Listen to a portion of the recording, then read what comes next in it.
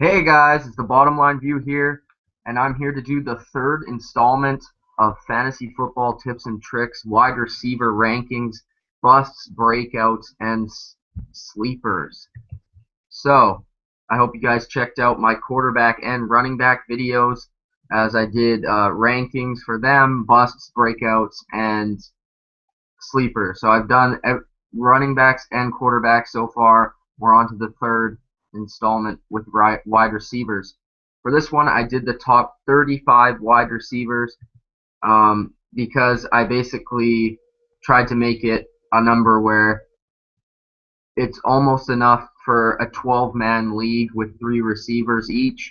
Some people don't play with leagues with 3 receivers, so I kept that in mind as well. I tried to do as many wide receivers as I could rank that would possibly be picked as starters on a team. So here we go. Number 35, I have Hakeem Nicks. Hakeem Nicks is in a new place this year. He's a Colt now, and I think that's going to do him well. The last couple of seasons as a Giant, he hasn't been in the right situation with Eli Manning, who's been throwing a lot of interceptions, especially last year. You know, Eli kind of impacts the receivers because he's a very inconsistent quarterback, and now he's heading over to the Colts. And he has Andrew Luck, an up-and-coming great quarterback in the NFL. I believe is going to be one of the best for a long, long time. Hakeem Nicks is still young, and he's in his prime now. So if he stays healthy, I could possibly see him being the #1 receiver on this team. He has all the physical attributes to be that.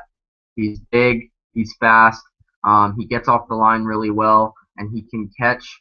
He did have his drops for a couple years there, but you know, if everything lines up perfectly, they also have Reggie Wayne and T.Y. Hilton, so that kind of hurts his value a bit.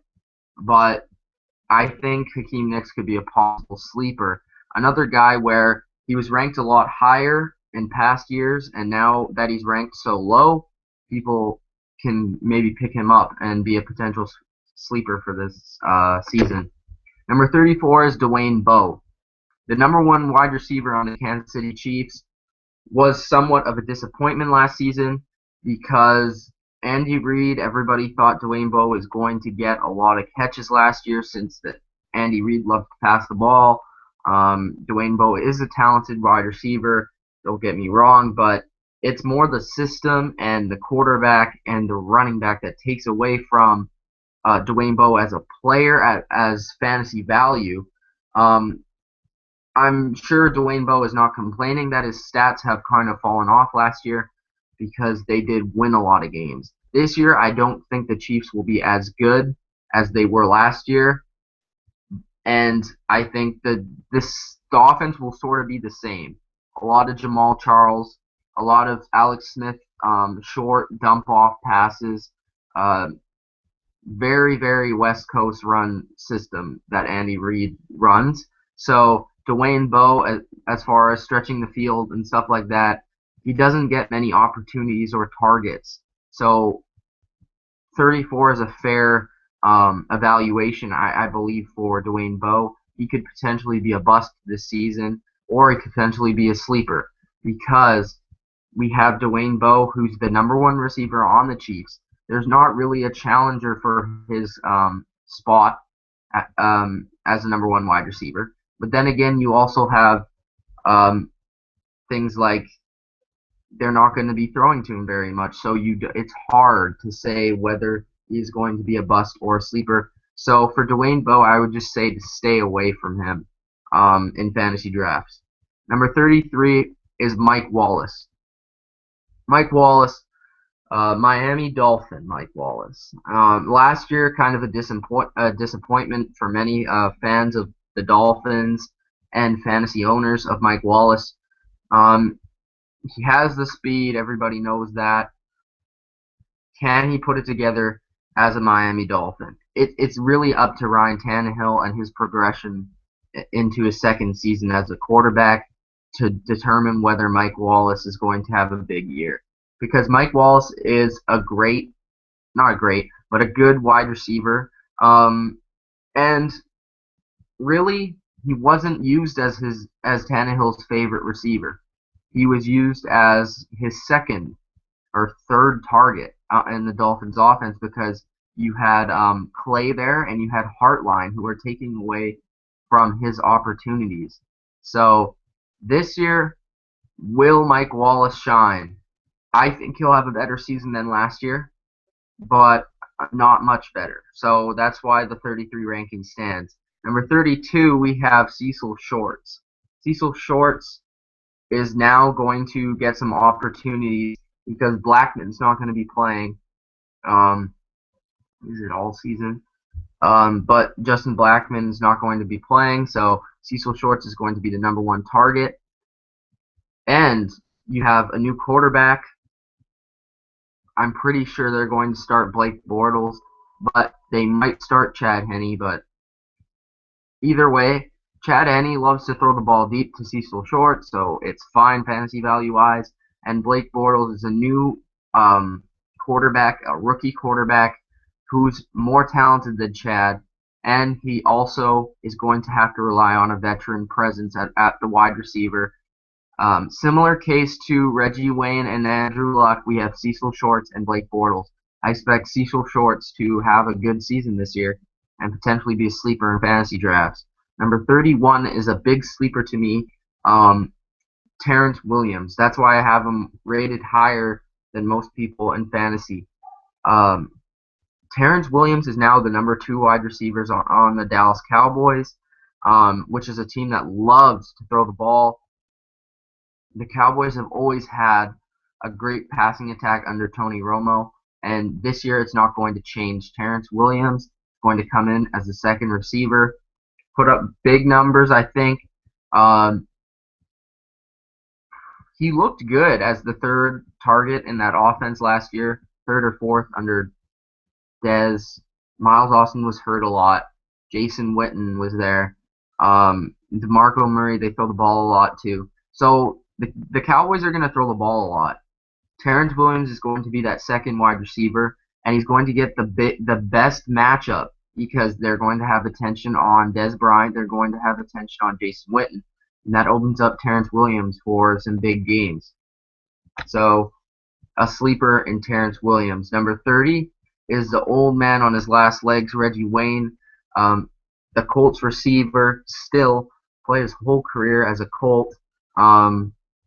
Reggie Wayne, you know what you're going to get out of him. Before he got hurt, he was a solid fantasy pick last year as well as the year before that, where he really had a great season. This year, though, it's going to be tough because he has Akeem Nicks there and T.Y. Hilton, who had a breakout season last year. Reggie might not play as much this year, but Luck loves him. Reggie is still a great route runner. It's just a matter of he's never been a fast wide receiver. He's always been a possession, great hands, great route runner. So I don't think it will hurt him that much, but being with Andrew Luck, being in that potent offense that it seems to be on paper, I think Reggie Wayne's still going to have a solid season. So consistency is key here, Reggie Wayne. Number 29 is Golden Tate, now headed to Detroit. Previously on the Seahawks, where he had a pretty good season, actually. Golden Tate is the second wide receiver now. Yeah, second wide receiver on the Lions, which is a good place to be if you want to catch a lot of passes because the Lions throw the ball a lot. I mentioned that with Matt Stafford, that they love to throw the ball. So Golden Tate is going to get a lot of targets, a lot of opportunities to shine. Another sleeper here in Golden Tate. Number 28 is Emmanuel Sanders, who I think is going to have a big season this year. He's basically replacing Eric Decker. So if you think about all Eric Decker's numbers that he had, Emmanuel Sanders to me is a better receiver than Eric Decker. So Emmanuel Sanders is going to have a good season this year under Peyton Manning and that Denver Broncos offense. Number 27 is a lot of people overlook this guy because Tennessee isn't a very good team, but Kendall Wright is a good wide receiver. Walker was having a good season last year until he got hurt, and Kendall Wright was his number one target. He is the number one wide receiver on the Titans, so that's value in itself. Um, so expect to get number one wide receiver numbers out of him again this year. Last year he had a pretty good season as well, so if he can build off that, then he's definitely going to be in the top 27. Number 26 is Jeremy Maclin from the Philadelphia Eagles. Maclin is coming back from injuries that have set him back since the late 2012 season. But before that, he was one of my favorite receivers in the league just because of his speed. He was a quiet guy, but he just got it done because he was opposite to Sean Jackson. Everybody overlooked him, and I think it's his time to shine now. He's the number one guy there, and it's him and Cooper. And with that offense now, with Chip Kelly, he's going to get a lot of opportunities. So Jeremy Maclin could potentially be a sleeper and having potential to be just as good as Desean was last year. 25 is Cordarelle Patterson from the Minnesota Vikings. Rookie last year, kind of took a while to get into a receiver role for the Vikings because a lot of the times he was just returning kicks and doing well on special teams. And then he got into his groove as a wide receiver in the late few weeks, and he really had some big weeks in the end of the season. But this year, people are going to be they're going to be noticing how he's playing. They're not going to be overlooking him. It will be tough, but from the get-go, he's going to be the number one guy there. So a lot of people expect him to have a big season. He may be a bust at this spot, but he has so much potential that if you're going to risk it on one wide receiver, that it could be this guy to go big. So Cordarelle Patterson could be a big addition to your fantasy team or a big bust. So just keep that in mind. Number 24 is Michael Floyd. Michael Floyd, I think, is going to be a sleeper this season. Not a guy that really has much risk to him because you see how much talent he has. Michael Floyd's he's going to be playing opposite Larry Fitzgerald. He's not going to have all the coverage towards him, all the number one cornerbacks. He's still going to have the number two cornerbacks, even though he's gotten a lot better. And he has Carson Palmer. Carson Palmer isn't the best quarterback in the league, but he throws the ball a lot. He loves his wide receivers. He doesn't throw a lot to tight ends. He throws a lot to his number one and two wide receivers, as you've seen over his career. And I think that's going to help Michael Floyd. He's a talented wide receiver, and he can go up and get the ball. So he could be a sleeper in fantasy this season. Number 23 is the breakout from last season from the Indianapolis Colts, T.Y. Hilton. T.Y. Hilton is fast, okay? That's what you've seen from him before, and I think you'll see it again. Andrew Luck loves this kid. I didn't expect him to have such a big season last year just because, well, not a lot of people did, but just because he's so small, and guys that are that small playing where he plays, he doesn't play a lot. He plays a lot on the outside, and he's a deep threat. So he's a lot like Deshaun Jackson in that case, where he can go deep and catch the ball, but he's really small, and it's kind of hard to see players like that on the outside where usually they're in the slot. But anyways, his fantasy value this season, I think he's going to be the number one receiver on the Colts, which is huge because you have Andrew Luck, like I said before, you have Reggie Wayne and Hakeem Nicks. And I think the number two spot will be a fight for Hakeem Nicks and Reggie Wayne, but the number one target, I think, this season will be T.Y. Hilton. Number 22 is Vincent Jackson, who is pretty low on my rankings compared to other sites such as NFL.com and ESPN and Yahoo and whatever you go on. But Vincent Jackson, I think this season is going to take a step back. Not even last year, he didn't have a good season. It's not that his skills have deteriorated. It's that his surroundings around him, they're rebuilding. They put a lot of pieces together actually on defense. On offense, they have a new quarterback there in McCown, but really McCown. He was throwing to guys like Jeffery and Marshall. He looked okay at times, okay? Vincent Jackson also has the rookie over there in Evans, so that's going to split his targets up. He has Doug Martin coming back, and they are going to commit to running the ball a lot. So I just don't trust Vincent Jackson. There's his injury thing. There's him not getting as many targets. He's getting to that age where he might start slowing down. So Vincent Jackson's not one I'm going to pick this season, even though he still could have a solid season. It's just not worth the risk to me personally. Number 21 is Wes Welker, another guy who I could see as a bust this season. Just because you have Demaryius Thomas, you have Emmanuel Sanders, you have the rookie in Lattimore, you have Monte Ball, you have Julius Thomas. Like, there's way too many mouths to feed on that offense. Wes Welker's getting older, and sure, he had a great season last year. He had 10 touchdowns, but really, those touchdowns aren't going to be as high as they were last year for Peyton. So I think just this whole offense in general, minus one player, I think one or two players is really going to hold up.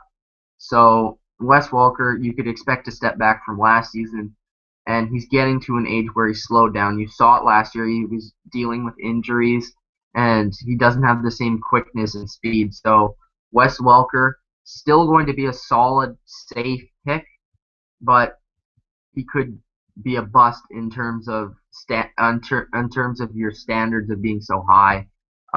So number 20, we have Julian Edelman. Julian Edelman, the clone of Wes Welker, is going to be the number one target for Tom Brady this season, like he was last year. He put up a good season last year. This season, I expect just the same. Really, I'm a Patriots fan, so I've been following their training camp and everything. And really, Julian Edelman has been their number one guy in camp, so you don't have to worry about that. You don't have to worry about Aaron Dobson or Kenbrell Tompkins really taking away from him that much. Kenbrell Tompkins has looked the best in camp out of the guys, the rookies from last season. Danny Amendola is going to be their second wide receiver under Edelman, and he gets hurt a lot.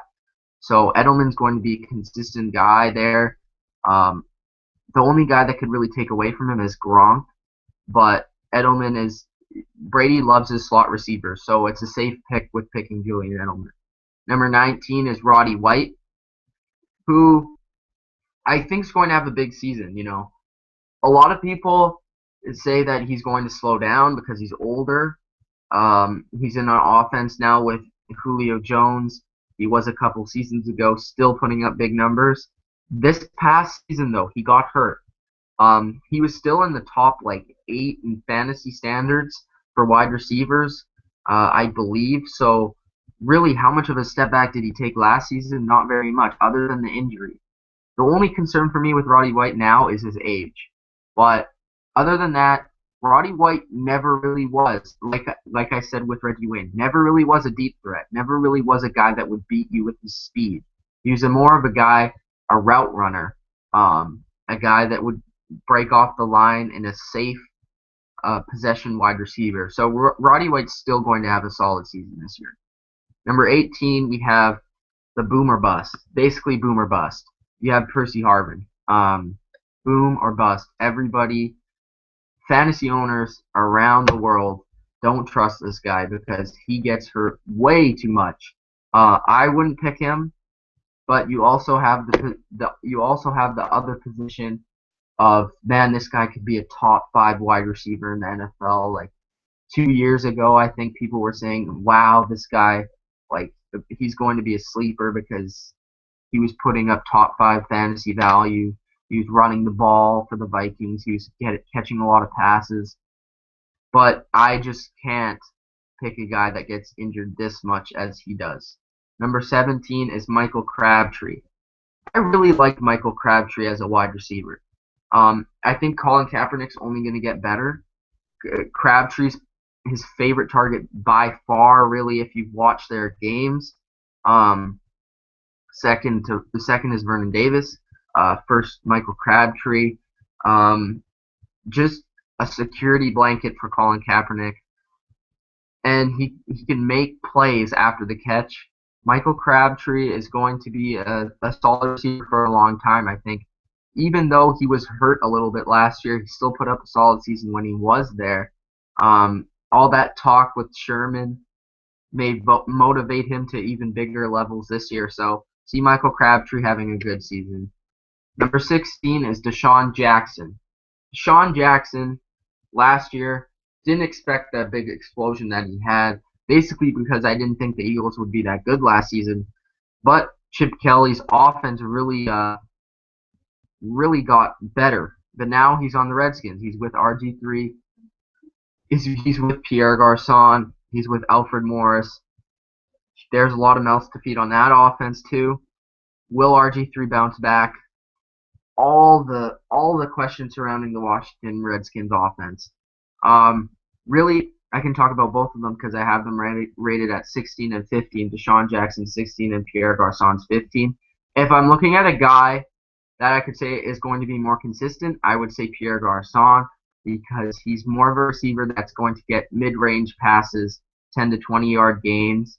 Desean Jackson's a guy that's going to get 30 to 40-yard gains, but not as often. Pierre Garcon caught the most passes in the NFL last season, even with a bad RG3. This year, Desean Jackson is away from the Philadelphia Eagles, first season as a Redskin, and really when you're a first season in a new offense with the Redskins, I can't see you having as good a season as you did last year. Still a solid pick, though, don't get me wrong. Number 14, since I talked about Pierre Garcon at 15, number 14 is Victor Cruz. Victor Cruz, I expect a way better season than last year. Eli is not going to have as bad of a season as he did last year, even though he's not going to have a great season either. But Victor Cruz, the revamped wide receiver core there in New York, he's still the number one guy there, and he's a talented guy. It may help him that there's new wide receivers there to take away pressure from him, because Victor Cruz a lot of the times is in the slot, and a lot of times defenses would double team him, and it was difficult for him to play his game. But this year, Victor Cruz, I expect to have a good season and more touchdowns this year than last year.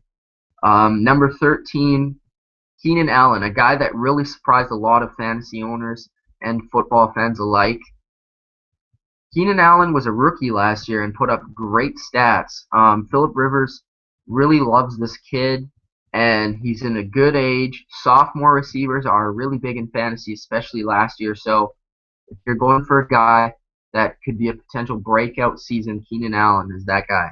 Number 12 is Larry Fitzgerald. What do I got to say about Larry Fitzgerald? He is consistent.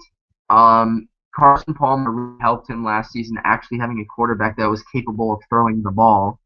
And Larry Fitzgerald's going to have a consistent Larry Fitzgerald season, so I wouldn't really be worried about him very much. Number 11 is Randall Cobb. He's a talented guy, fast, quick, great route runner.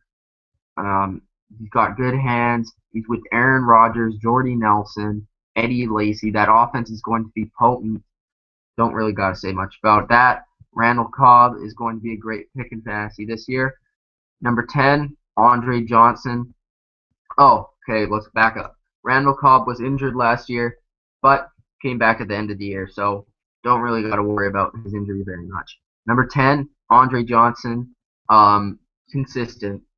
He's consistent. No matter who his quarterback is, he's a great wide receiver, and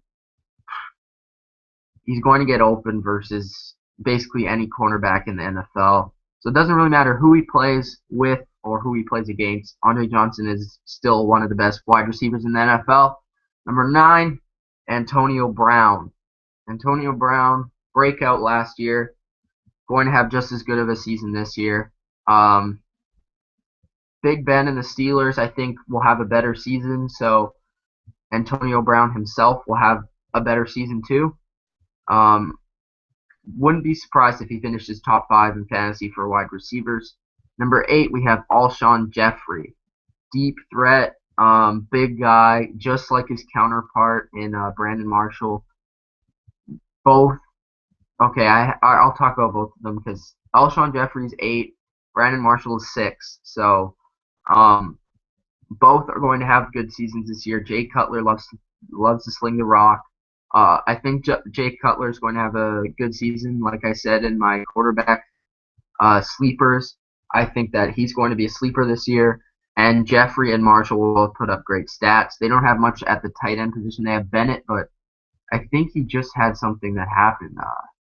He was hurt or suspended or something like that.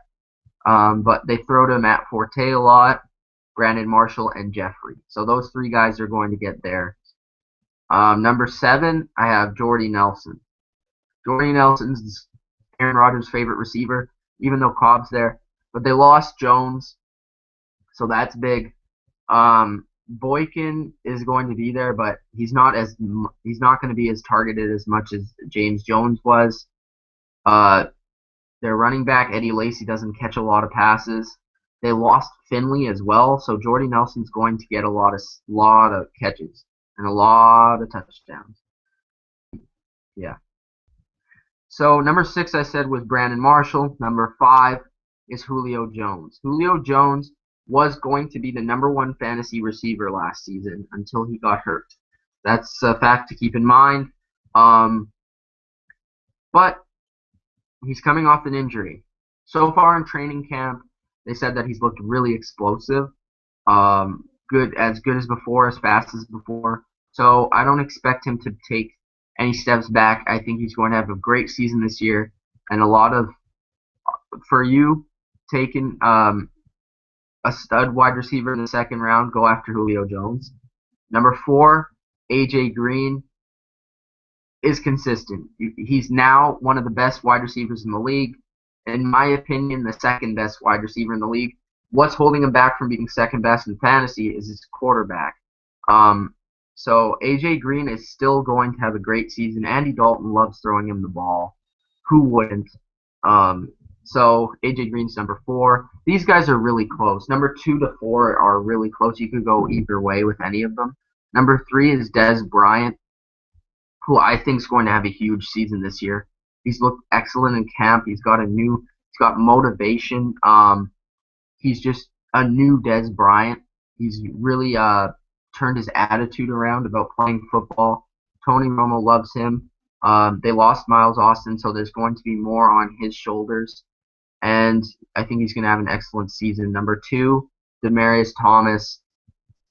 Just not that he's the 2nd best receiver in the league, but he has Peyton Manning throwing him the ball. And I think Demaryius Thomas, without Eric Decker, I know Emmanuel Sanders is there. Like I said, he's going to have a good season. But Demaryius Thomas is a trusted commodity. And I think that's huge. Peyton Manning is all about trust. So just look at the way he dominated the AFC Championship game. That's all I got to say right there. Number 1 is Calvin Johnson, of course, the best receiver in the league by far, in my opinion. Calvin Johnson is still going to put up big numbers and even is worth taking in the 1st round because you know you're going to get a consistent wide receiver in Calvin Johnson. Other than Calvin Johnson, don't pick a receiver in the 1st round. If I were in the top, I guess I should be leaving this to my strategy video, but wide receivers, leave them other than Calvin Johnson to the 2nd, 3rd rounds, depending on what you do in the 1st round. Most likely you're taking a running back in the 1st round, but if you're taking a running back in the 1st round, definitely go wide receiver in the 2nd round. So you guys got Demaryius Thomas, Bryant, AJ Green, Julio Jones, Brandon Marshall, and Jordy Nelson in the 2nd round. All those guys are worth taking in the 2nd round. Other than that, you guys can determine it for yourself. Guys like Antonio Brown, Andre Johnson, Randall, Cobb, Larry Fitzgerald, Keenan Allen will be hanging there until the 3rd, 4th rounds. And then you also have solid guys all the way to 35 ranked wide receivers. They're all very good. So I would say get your stud wide receiver in the 2nd round, the 1st or 2nd round, and then wait maybe to the third round, the fourth round, to maybe take your second receiver, depending on what the board looks like. Obviously, maybe you want to grab a tight end in the third round, like the Gronk, or Jimmy Graham's going to be gone, but Julius Thomas. It just depends who you feel is the best player on the board. So let's talk about some sleepers and some busts here. I think I talked about most of them, but some sleepers that I didn't mention would be DeAndre Hopkins, who is the second wide receiver on the Texans now. I know they have Fitzpatrick at quarterback. It's not great, but they're going to throw the ball because their coach is now Bill O'Brien, who is the offensive coordinator for the New England Patriots a few seasons ago. So they're going to throw it. DeAndre Hopkins is a talented guy, and I expect big things out of him as a second wide receiver, and you're going to get good value as him for a sleeper. Who else do I have here? Justin Hunter, the wide receiver for the Tennessee Titans, is many ways compared physically to Randy Moss, but well, he's not going to be like Randy Moss. Let's just say that. But Justin Hunter he has all the physical tools. I think that's what people are looking at here in the sleeper, is that he has all the tools, and he's in the situation. He's the second wide receiver now for the Titans. So let's see where he goes from there. Marcus Wheaton is now the second wide receiver in Pittsburgh, so keep that in mind. Kenbrell Tompkins, I think, has looked the best out of all of and the reports have said that he's looked the best out of all the rookies from last season in the Patriots, so I think he's going to start on the outside for them. And when you have Tom Brady throwing the ball, you know you're going to put up some stats. Danny Amendola could possibly be a top sleeper just because he was hurt a lot last season. But if he keeps it together, if he doesn't get hurt, he could, because his value is so low now in fantasy that when he's getting drafted, it's worth taking a risk on him, even if he does get hurt, because his ranking is so low on most fantasy boards that he could potentially be a huge sleeper.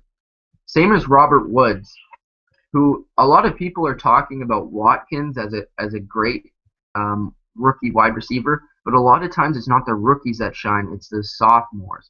So I expect Robert Woods to have a good season, and E.J. Manuel loves throwing him the ball too, so he's going to be the favorite target, I think, there in Buffalo.